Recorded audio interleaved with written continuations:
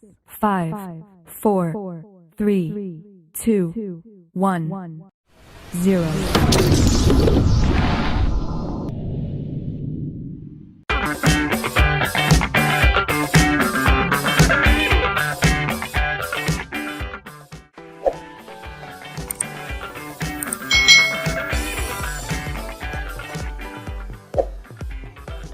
Hai,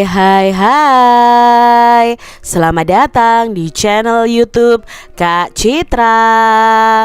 Apa kabar adik-adik semuanya? Kak Citra berharap kalian dalam keadaan yang baik, sehat, dan siap untuk belajar ya. Hari ini kita akan belajar bersama-sama untuk mata pelajaran tematik kelas 5. Kita belajar di tema 4, sehat itu penting. Subtema 1, peredaran darahku sehat, pembelajaran yang ke-6. Mari adik-adik yang hebat, kita belajar dengan penuh semangat. Adik-adik, perhatikan gambar berikut ini. Dayu, Lani, dan Udin melaksanakan tugas piket kelas. Piket kelas bertujuan supaya tempat belajar menjadi bersih dan terjaga kesehatannya. Dengan tempat bersih, belajar pun akan menjadi nyaman nih. Dayu dan teman-temannya bekerja sama dengan baik. Dayu menyapu lantai, Lani membersihkan meja dengan kemoceng, dan Udin menghapus tulisan di papan tulis. Mereka datang lebih awal sehingga kelas sudah bersih sebelum bel tanda masuk berbunyi. Mereka menunjukkan sikap tanggung jawab dalam melaksanakan tugas. Adik-adik tentunya pernah ya kalian melakukan piket kelas bersama dengan teman-teman kalian. Nah, piket kelas ini bertujuan untuk menjaga kebersihan dan kenyamanan dari kelas kita ya. Kalau kelas kita bersih, otomatis kita akan merasa nyaman. Dimanapun kamu berada, kamu itu harus menunjukkan sikap tanggung jawab adik-adik. Nah, sikap tanggung jawab yang ditunjukkan oleh Dayu, Lani, dan Udin dalam melaksanakan tugas piket kelas. Nah, banyak tanggung jawab yang kalian emban sebagai siswa dan sebagai warga sekolah. Apa sajakah itu dan sudahkah kamu melaksanakan tanggung jawab tersebut? Nah, adik-adik, di sini kita akan menuliskan tanggung jawab kita sebagai warga sekolah ya. Coba kamu ingat apakah kamu sudah melaksanakan tanggung jawab tersebut. Nah, tuliskan juga bentuk tanggung jawabmu sebagai warga sekolah. Contohnya seperti ini. Bentuk tanggung jawabnya sebagai warga sekolah adalah menjaga kebersihan sekolah. Nah, pelaksanaannya bagaimana? Ya, dengan membersihkan kelas, kerja bakti membersihkan halaman sekolah, melaksanakan tugas piket, membuang sampah di tempat sampah, misalnya seperti itu. Lalu bentuk tanggung jawab berikutnya adalah mentaati tata tertib sekolah. Nah, pelaksanaannya bagaimana? Contohnya di sini, datang ke sekolah tepat waktu, lalu menjaga ketenangan saat belajar, menggunakan seragam sekolah. Ini adalah contoh pelaksanaan tanggung jawab dalam menaati tata tertib sekolah. Berikutnya, contoh bentuk tanggung jawabnya adalah mengikuti upacara bendera. Pelaksanaannya bagaimana? Ya, mengikuti upacara dengan khidmat ya, bersedia menjadi petugas upacara, lalu tidak bergurau saat mengikuti upacara. Itu pelaksanaan tanggung jawabnya. Bentuk tanggung jawabnya berikutnya adalah belajar dengan tekun. Nah, ini belajar dengan tekun ini belajar dengan sungguh-sungguh adik-adik ya pelaksanaannya. Lalu melaksanakan semua tugas yang diberikan guru, mendengarkan dan melaksanakan nasihat dari guru. Adik-adik yang hebat, setelah selesai melaksanakan tugas piket kelas, Dayu dan teman-temannya itu mencuci tangan. Selanjutnya mereka bergabung dengan teman satu kelasnya untuk mengikuti pelajaran. Ibu guru masuk kelas. Seperti biasa, ibu guru mengucapkan salam dan semua anak menjawab salam Bu Guru. Tiba-tiba ibu guru tuh berpantun. Nah, inilah pantun yang diucapkan ibu guru di depan kelas. Pergi ke pasar membeli batik, jangan lupa pula beli durian. Duhai muridku tampan dan cantik, bagaimana kabar kalian? Nah, ini pantun yang diucapkan oleh gurunya Dayu. Lalu teman-teman Dayu semuanya menjawab, kabar baik Bu. Adik-adik, pantun itu merupakan karya yang dapat menghibur sekaligus menegur. Nah, pantun merupakan ungkapan perasaan dan pikiran karena ungkapan tersebut disusun dengan kata-kata yang sedemikian rupa sehingga akan menarik untuk didengar atau dibaca. Pantun ini menunjukkan bahwa Indonesia memiliki ciri khas tersendiri dalam mendidik dan menyampaikan hal-hal yang bermanfaat. Nah, pantun ini memiliki dua bagian ya adik-adik ya. Sudah pernah Kak Citra jelaskan ya. Yang baris pertama dan kedua itu disebut dengan sampiran. Baris ketiga dan keempat disebut dengan isi. Nah, pantun itu banyak macamnya dan dapat dibedakan menjadi dua, yaitu yang pertama adalah berdasarkan siklus kehidupan atau usianya. Pantun itu dibedakan menjadi tiga. Nah, ini sudah Kak Citra jelaskan, yaitu pantun anak-anak, pantun orang muda, dan pantun orang tua. Nah, pantun anak-anak yaitu pantun yang memiliki kaitan dengan masa kanak-kanak yang menggambarkan makna sukacita maupun duka cita. Sedangkan pantun orang muda yaitu pantun mengenal kehidupan masa muda yang berisi atau bermakna perkenalan, hubungan asmara, dan rumah tangga. Lalu ada perasaan ya, contohnya kasih sayang, iba, iri, lalu juga berhubungan dengan nasib. Sedangkan pantun orang tua yaitu pantun mengenai orang tua, mengenai adat budaya, agama, dan nasihat. Lalu pantun berdasarkan isinya itu dibedakan menjadi 4. Ya, yang pertama ada pantun jenaka, pantun nasihat, pantun teka-teki, dan pantun kiasan. Nah, pantun jenaka ini adalah pantun yang berisi hal-hal lucu dan menarik. Pantun nasihat adalah pantun yang berisi tentang nasihat dengan tujuan mendidik dan memberikan nasihat moral, budi pekerti, dan lain sebagainya. Sedangkan pantun teka-teki adalah pantun yang berisikan teka-teki dan pendengar atau pembacanya itu diberi kesempatan untuk menjawab atau membalas teka-teki tersebut. Sedangkan untuk pantun kiasan adalah pantun yang berisi perumpamaan atau ibarat. Nah, biasanya digunakan untuk menyampaikan suatu hal secara tersirat. Adik-adik, nah kalian sudah memahami ya macam-macam pantun berdasarkan isinya. Coba kalian membuat pantun nih ya. Kalian tuliskan pantun-pantun tersebut beserta maknanya. Berikut ini contoh pantun jenaka. Kapal berlayar di Laut Jawa, nahkoda mengacungkan jempol. Adik menangis lalu tertawa, melihat kakak masih mengompol. Nah, makna dari pantun ini adalah ada anak kecil yang tadinya menangis menjadi tertawa karena melihat kakaknya mengompol ya. Nah, adik-adik bisa melihat maknanya itu dari baris ketiga dan baris keempat yang merupakan isi. Contoh berikutnya, jalan-jalan ke rawa-rawa. Jika capek, duduk di pohon palem. Geli hati menahan tawa melihat kata memakai helm. Nah, makna pantunnya apa? Geli menahan tawa ketika melihat kata memakai helm. Jadi ini pantun yang membuat kita tertawa. Jangan suka makan mentimun karena banyak getahnya. Hai kawan, jangan melamun. Melamun itu tidak ada gunanya ya. Maknanya apa? Jangan banyak melamun karena melamun tidak ada gunanya. Lalu pantun nasihat. Merah muda baju si bibi, di tangan ada bayam seikat. Masalah warga datang bertubi, berkumpullah untuk mufakat. Artinya apa? Warga kampung dihimbau berkumpul dan membicarakan masalah bersama-sama sehingga bisa mencapai mufakat.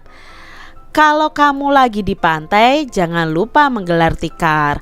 Kalau kamu ingin pandai, jangan lupa rajin belajar. Maknanya adalah jika ingin pandai harus rajin belajar. Burung nuri, burung kenari, hinggap di pohon sejenak saja. Terus ibadah setiap hari, rajin sholat jangan lupa. Nah, di sini maknanya kita itu harus rajin beribadah setiap hari dan selalu menunaikan sholat. Contoh pantun teka-teki. Ari menari sampur melebar, Tersenyum ceria, semua terhibur. Berbadan besar, telinganya lebar. Hidungnya panjang, suka menyembur. Nah, ini termasuk dalam pantun teka-teki. Maknanya apa? Di sini ada binatang berbadan besar, telinga lebar, hidungnya panjang dan suka menyembur. Nah, teka-teki ini, pantun teka-teki ini bisa dijawab. Hewannya adalah gajah. Masak ikan di kuali, jangan sekali-kali sambil menggunjing. Badannya sungguh luas sekali, banyak bulu tapi tak punya daging. Nah, makna pantun ini adalah benda yang badannya luas berbulu namun tidak memiliki daging. Yang dimaksud adalah karpet. Contoh berikutnya, gagah lugas dan berani, harus berani membuka hidup baru. Mataku 3 berwarna-warni, tak punya tangan, kaki pun 1. Nah, makna pantun ini adalah benda yang memiliki 3 warna namun tidak memiliki kaki dan tangan. Nah, di sini adalah lampu lalu lintas. Berikutnya ada pantun kiasan. Diam lisan banyak merenung, lompat tinggi anak tupai. Hendak hati memeluk gunung, apa daya tangan tak sampai. Artinya di sini kita itu memiliki keinginan yang sangat besar namun sangat mustahil tercapai. Jadi hendak hati memeluk gunung itu kan suatu keinginan yang besar. Apa daya tangan tak sampai, namun sangat mustahil untuk tercapai. Naik perahu dekat kemudi, betapa harum bunga selasih. Elok nian resminya padi, makin tunduk jika berisi. Makna pantunnya adalah ambillah pelajaran dari padi, yakni semakin kaya, semakin pandai, semakin hebat, maka ia akan semakin rendah hati di hadapan manusia lainnya. Contoh berikutnya, berburu ke padang datar, dapatkan rusa belang kaki, berguru ke palang ajar, bagaikan bunga kembang tak jadi. Makna pantun kiasan ini adalah kalau mau menuntut ilmu dan menjadi orang yang benar-benar berilmu, kita itu harus melakukannya dengan sungguh-sungguh, tanpa tanggung-tanggung dan jangan setengah-setengah. Ini ya contoh pantun kiasan. Adik-adik, di sini guru berkata lagi, ya berpantun lagi. Si bogel anak yang badung, bermain pasir masuk ke mata. Mari semua bersenandung, nada ceria semangat kita. Adik-adik yang hebat, setelah menjelaskan kembali tentang pantun, Bu Guru mengajak murid-muridnya menyanyi bersama. Lagu yang dinyanyikan bertangga nada mayor, sehingga bisa membangkitkan semangat Siti dan teman-temannya. Inilah lagu yang dinyanyikan bersama Bu Guru. Nah, adik-adik pasti bisa ya lagu Halo Halo Bandung. Halo, halo Bandung, ibu kota periangan. Halo, halo Bandung, kota kenang-kenangan. Sudah lama beta tidak berjumpa dengan kau. Sekarang telah menjadi lautan api, mari bung rebut kembali. Lagu Halo Halo Bandung ini termasuk dalam tangga nada mayor karena lagunya sangat bersemangat. Pada dasarnya tangga nada itu kan dibedakan menjadi 2, tangga nada mayor dan minor. Tentu adik-adik masih ingat ya tentang tangga nada mayor dan minor. Nah, tapi tidak salahnya nih kita akan ingat kembali tentang tangga nada. Tangga nada itu merupakan susunan berjenjang dari nada-nada pokok suatu sistem nada. Nah, tangga nada ini dimulai dari salah satu nada dasar sampai dengan nada oktavnya. Misalnya do, re, mi, fa, sol, la, si, do, seperti itu ya. Nah, tangga nada ini dibedakan menjadi 2. Yang pertama adalah tangga nada diatonis mayor. Nah, sebagai contoh tangga nada A mayor adalah seperti ini adik-adik. Ciri-cirinya dalam tangga diatonis mayor ini bersifat riang gembira, bersemangat, dan biasanya diawali dan diakhiri dengan nada do. Lalu memiliki pola interval 1, 1, setengah, 1, 1, 1, setengah. Dalam teori musik, skala mayor dan tangga nada mayor adalah salah satu tangga nada diatonik. Nah, skala ini tersusun oleh 8 not. Interval antar not yang berurutan dalam skala mayor adalah ini. Sama ya, ini adalah pola intervalnya. Sedangkan tangga nada diatonis minor. Nah, dalam teori musik, tangga nada minor adalah salah satu tangga nada diatonik. Nah, tangga nada ini tersusun dari 8 not. Interval antar notnya itu berurutan dari tangga nada minor asli, yaitu 1, setengah, 1, 1, setengah, 1, 1. Nah, sebagai contoh tangga nada A minor adalah A, B, C, D, E, F, G, dan A tinggi ya. A ini dianggap sebagai nada dasarnya. Tangga nada minor itu dapat dilihat sebagai model musik keenam dalam tangga nada mayor. Nah, tangga nada minor itu kadangkala dianggap mempunyai bunyi yang cenderung lebih sedih dibandingkan dengan tangga nada mayor. Ciri-cirinya sebagai berikut tangga nada minor ya. Bersifat sedih, kurang bersemangat, dan biasanya diawali dan diakhiri dengan nada la ya, nada dasar nadanya la atau a. Nah, mempunyai interval yang berbeda dengan tangga nada mayor, yaitu 1, setengah, 1, 1, setengah, 1, 1. Nah, tangga nada minor itu menggunakan tanda mula yang sama dengan tanda nada mayor, yaitu C.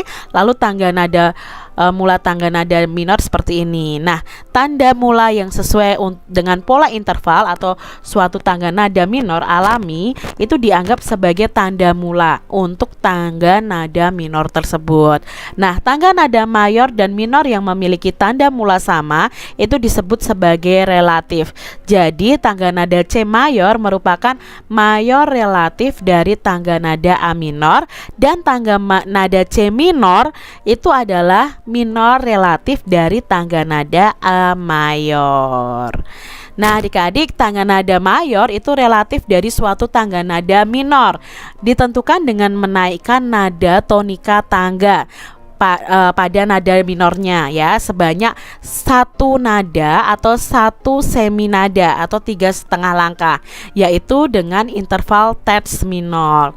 Nah, jika tanda mula suatu tangga nada misalnya G mayor itu terdiri atas 1 kres, maka tangga nada minor relatifnya adalah E minor, juga memiliki 1 kres sebagai tanda mulanya. Nah, adik-adik, kalian bisa membuat tangga nada C mayor dan C minor serta G mayor dan G minor. Nah, ini ya contoh dari tangga nada C mayor, C minor, lalu G mayor dan G minor ya. Adik-adik bisa membuat tangga nada ini. Demikian tadi adik-adik pembahasan kita mengenai pembelajaran di tema 4 subtema 1 pembelajaran yang ke-6. Semoga adik-adik semuanya paham apa yang Kak Citra sampaikan, dan sampai jumpa lagi di video pembelajaran Kak Citra selanjutnya. Tuhan memberkati. Jangan lupa tekan tombol subscribe, lalu tekan loncengnya, tekan juga tombol like, lalu share ke media sosial kalian. Jangan lupa untuk ikuti media sosial Kak Citra. Terima kasih.